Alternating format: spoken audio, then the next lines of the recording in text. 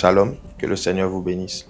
On a l'habitude de voir une certaine façon que les prophètes d'aujourd'hui utilisent, une certaine manière de prier, une certaine manière de fonctionner qui nous choque parce que c'est pour certains la première fois que nous voyons ce genre de pratique. Pour d'autres, c'est choquant parce qu'on n'a jamais vu ça.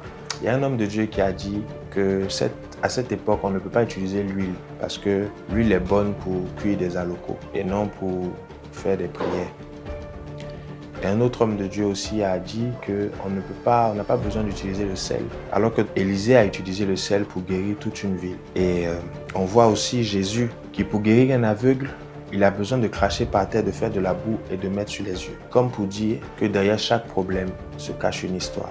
J'aimerais attirer votre attention sur quelque chose. Lorsque Dieu va choisir Moïse et qu'il va lui dire « Prends ce bâton que tu as dans la main, jette-le au sol », le bâton va se transformer en serpent. Et la Bible dit que Moïse va avoir peur. Et Dieu va lui dire de tenir le bâton par la queue, le serpent par la queue. Et en faisant ça, le serpent est redevenu un bâton. Moïse n'a pas eu peur du serpent. Moïse a eu peur de cette pratique qui était d'Égypte. Comme pour dire que Satan n'a rien créé. C'est moi Dieu, le créateur de toutes ces choses. Et j'utilise ces choses-là pour confondre ce que Satan fait, pour dire que c'est petit. Nous allons aller dans la parole de Dieu.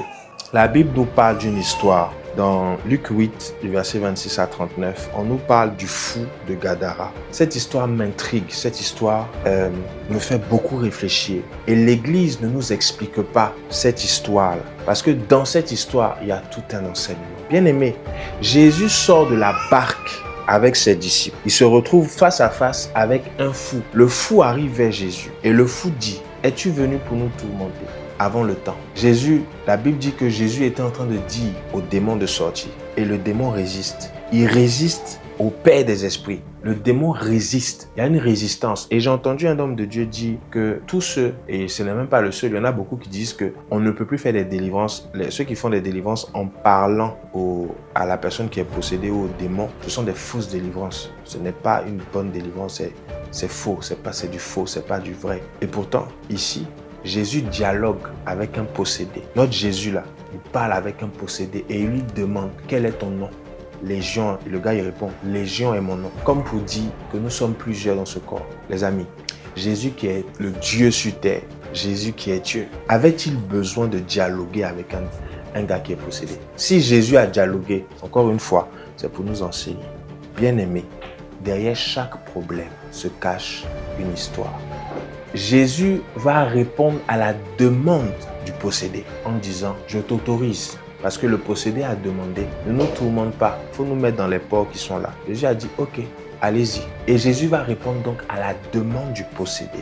Jésus va répondre à la prière des démons qui ont demandé « Emmène-nous dans les ports ». Et les porcs vont aller tomber dans l'eau. Donc, si cela s'est passé, c'est pour nous enseigner. Le nom de Jésus fonctionne, mais pas tout le temps. Notre façon de faire les délivrances qu'on a connues depuis des années fonctionne, mais pas tout le temps. Je suis là comme le coq pour dire à quelqu'un, derrière chaque problème se cache une histoire.